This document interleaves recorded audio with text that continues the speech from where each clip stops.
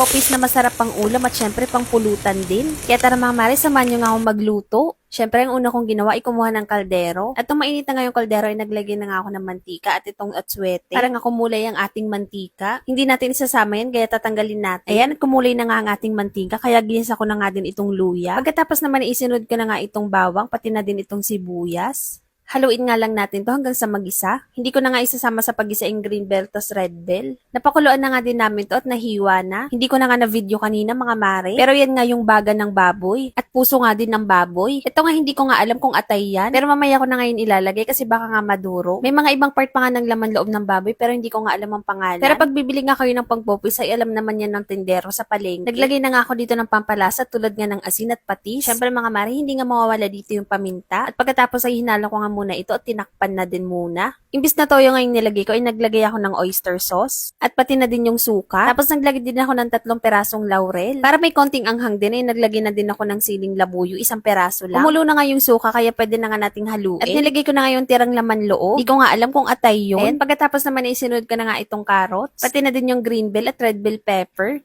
Takpan lang natin sa saglit para maluto na din yung carrot. First time ko nga magluto nito mga mare, kaya comment naman kayo dyan kung tama nga yung pagkaluto ko.